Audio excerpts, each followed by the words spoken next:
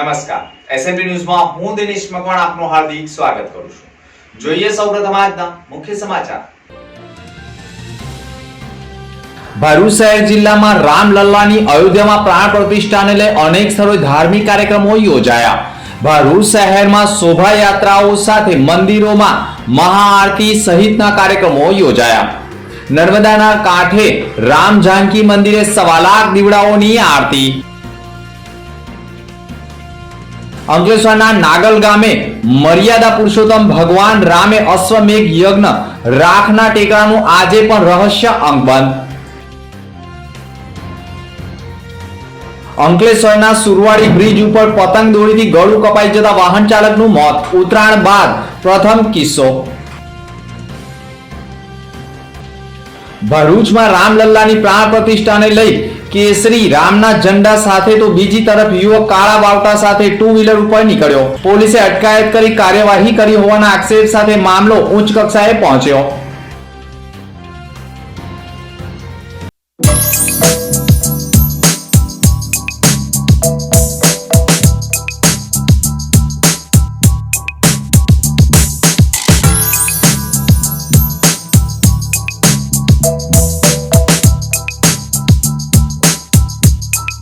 ભરૂચમાં રામલલ્લાની પ્રાણ પ્રતિષ્ઠાને લઈ કેસરી રામના ઝંડા સાથે તો બીજી તરફ યુવક કાળા વાવટા સાથે 2 વ્હીલર ઉપર જોવા મળતા પોલીસે તેની સામે કાર્યવાહી કરી હોવાના અહેવાલો સામે આવી રહ્યા છે।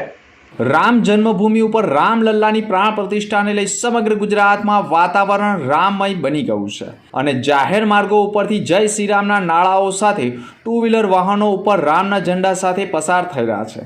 તેવામાં જ ભરૂચ જિલ્લાનો એક યુવક પોતાની મોટરસાયકલ ઉપર કાળા વાવટાનો લાકડી સાથે ઝંડો ફડકાવી રામલલ્લાની પ્રાણ પ્રતિષ્ઠાને લઈ વિરોધમાં જાહેર માર્ગો પરથી પસાર થતો હોય અને જાહેર માર્ગ ઉપર કાળા વાવટાને જોઈ એક કેમેરામેને તેને રોકી આ કાળો વાવટા બાબતે રામ મંદિરનો વિરોધ કરતો હોવાનું દર્શાવ્યું હતું, જેના કારણે તેનું સંપૂર્ણ કવરેજ કરવામાં આવ્યું હતું અને તેનું નિવેદન એટલે કે ઇન્ટરવ્યૂ પણ કરવામાં આવ્યું હતું।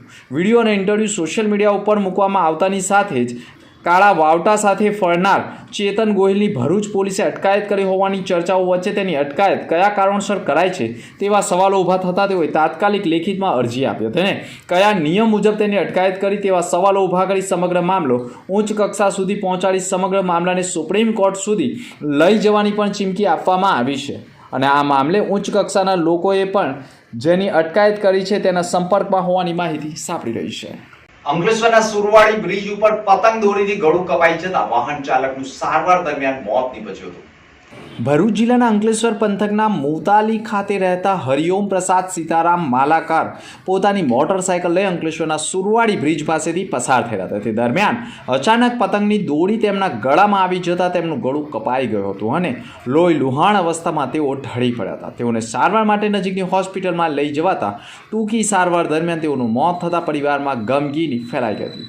ઉત્તરાયણ પહેલા કોઈ ગંભીર પ્રકારનો બનાવ ન બન્યો, પરંતુ ઉત્તરાયણ બાદ પતંગની દોરીથી 2 વ્હીલર વાહન ચાલકનું ગળું કપાઈ જતા તેણે જીવ ગુમાવવો પડ્યો છે। પોલીસે સમગ્ર મામલે મૃતદેહનો કબજો લઈ પોસ્ટમોર્ટમ અર્થે ખસેડી વધુ તપાસ આરંભી છે।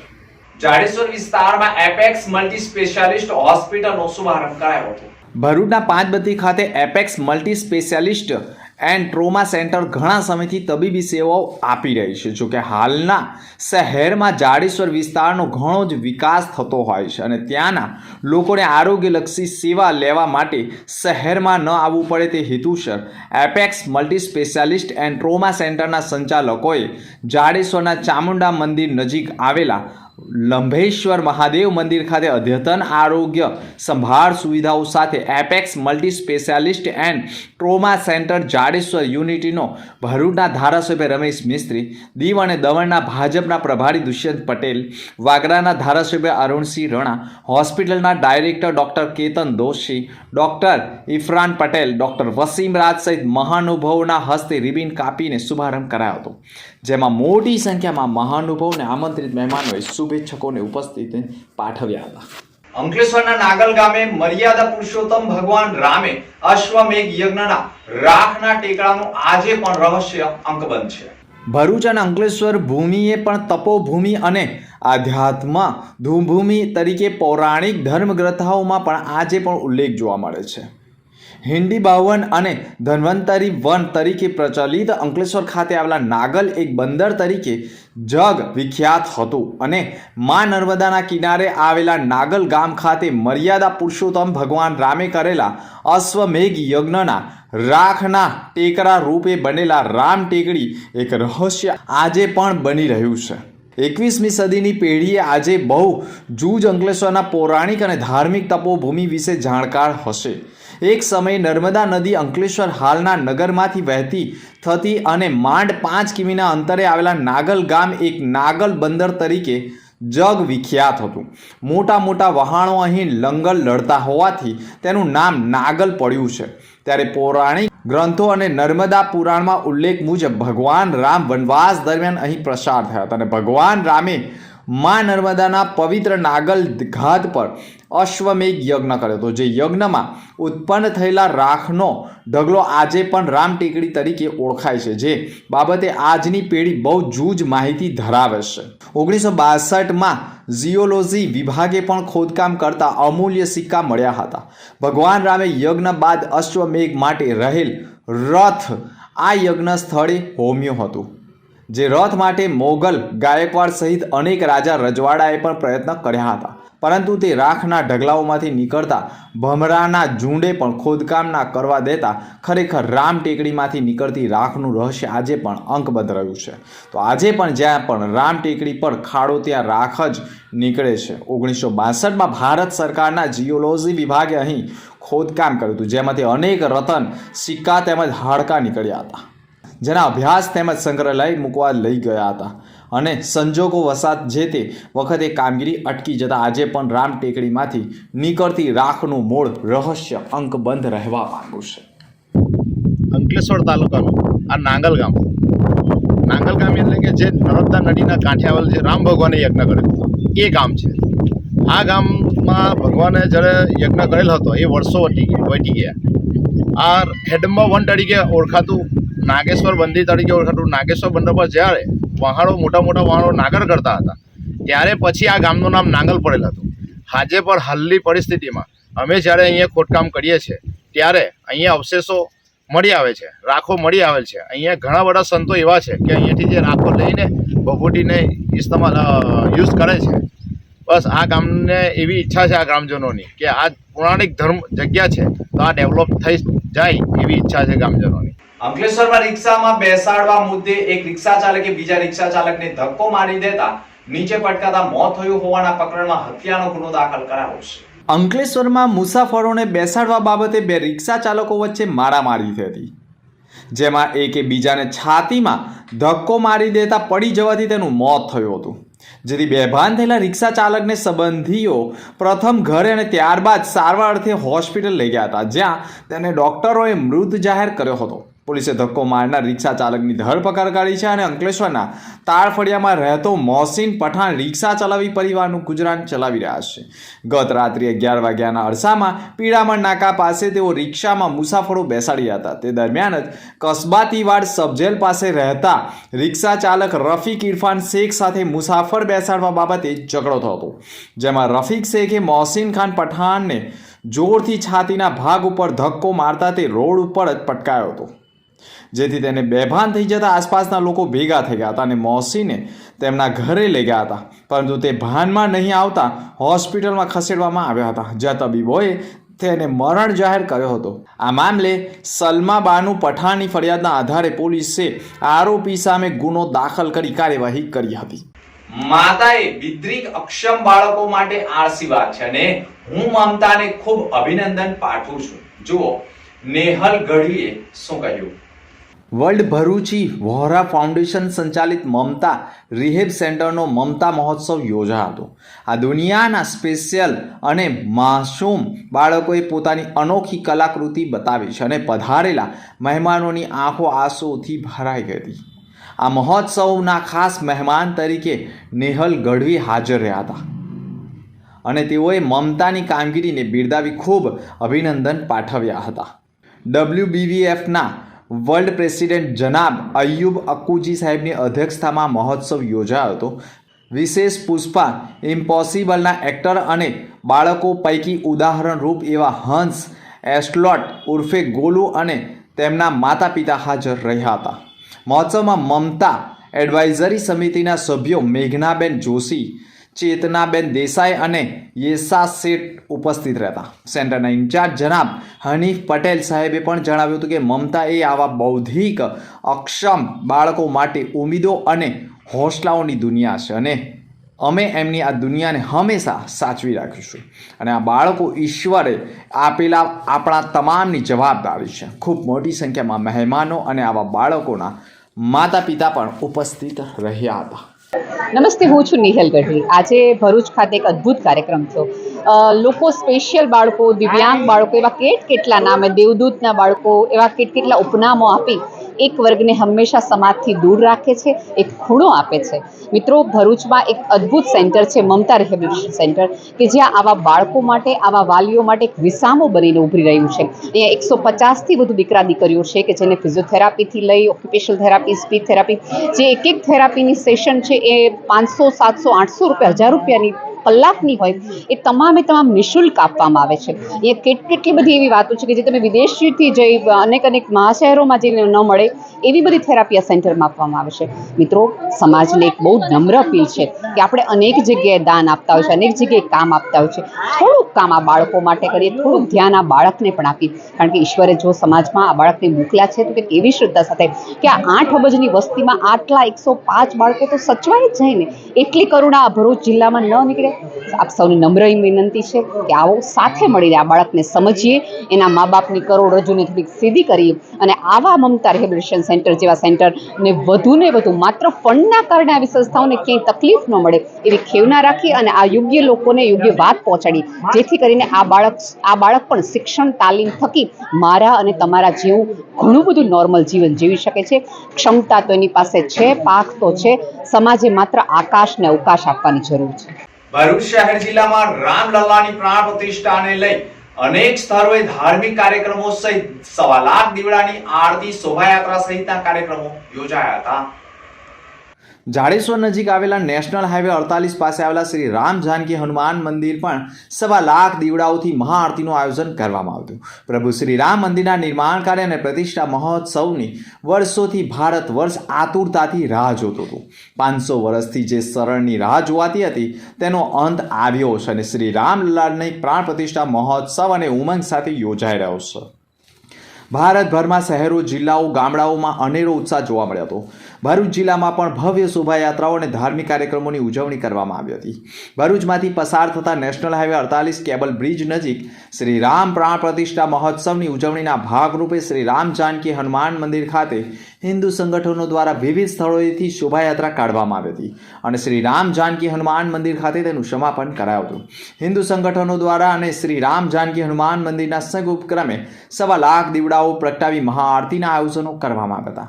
ભરૂચ જિલ્લામાં સોસાયટીઓ, શેરીઓ અને ગલીઓમાં પણ ઠેર ઠેર અયોધ્યામાં પણ રામલલ્લાની પ્રાણ પ્રતિષ્ઠાને લઈ ધાર્મિક કાર્યક્રમોનું આયોજન કરાયું હતું, જેમાં પાંજરાપોળ ખાતે ભગવાન શ્રી રામ ભવ્ય રંગોળી પણ દર્શાવવામાં આવી હતી અને ભરૂચ સહિત અનેક સ્થળોએ ધાર્મિક કાર્યક્રમો, મહાપ્રસાદી, મહાઆરતીના કાર્યક્રમો યોજાયા હતા.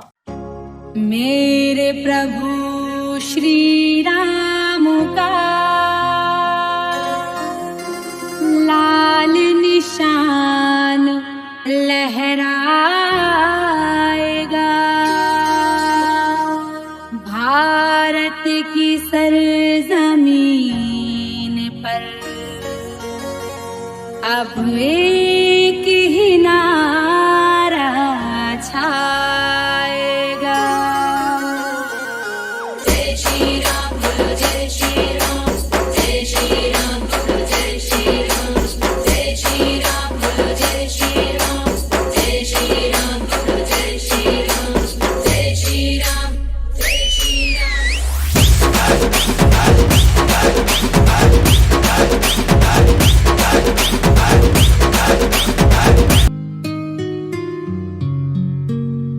मेरे झोपड़ी के भाग आज खुल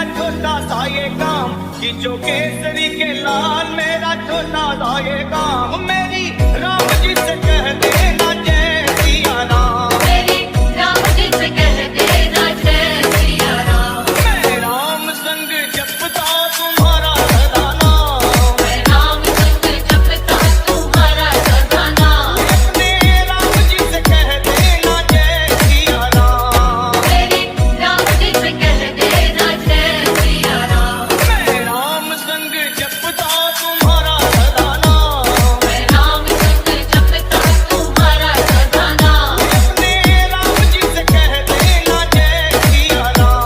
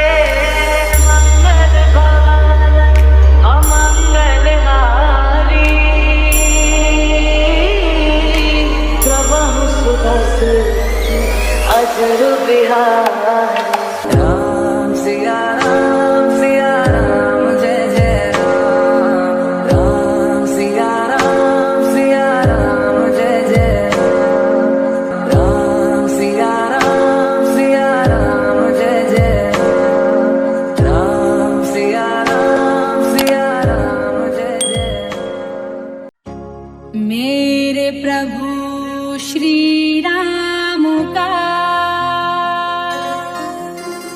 लाल निशान लहराएगा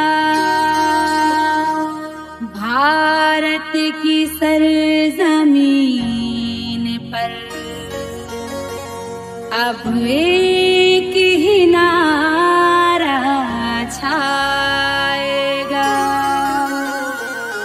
जय श्री राम बोलो जय श्री राम जय श्री राम बोलो जय श्री राम जय श्री राम बोलो जय श्री राम जय श्री राम बोलो जय श्री राम जय श्री राम जय श्री राम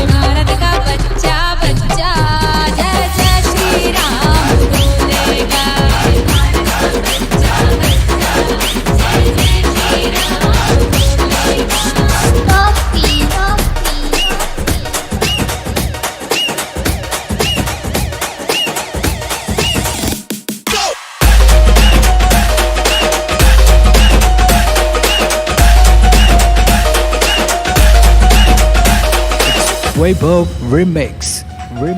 बनाएंगे मंदिर बनाएंगे मंदिर कदम तुम्हारी राम प्राण दे प्यारा रे प्राण दे प्यारा रे अवधपुरी का नाम बनाएंगे मंदिर बनाएंगे मंदिर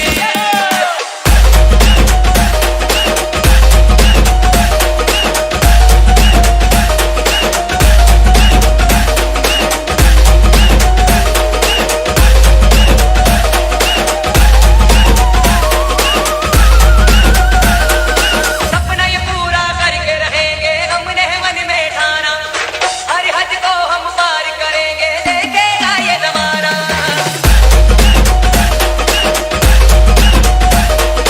सपना ये पूरा करके रहेंगे हमने मन में ठाना हर हद को हम पार करेंगे देखेगा ये जमाना हम तेरे दीवाने आएंगे वाली कने मिटने का देंगे तेरा नाम बनाएंगे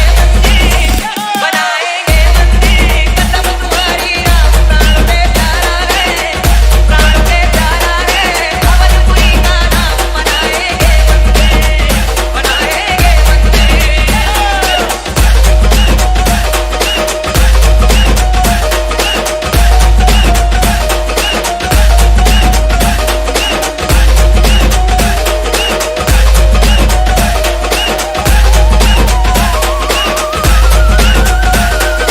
नस नस में जो खून बहे है खून तुम्हारे नाम का हिंदू धर्म का बच्चा बच्चा प्रभु तुम्हारे काम का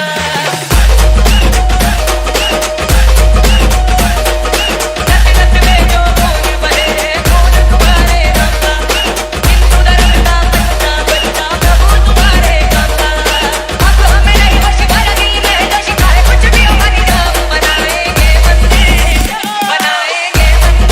कदम तुम्हारी राम प्राण दे प्यारा रे अवधपुरी का नाम बनाएंगे मंदिर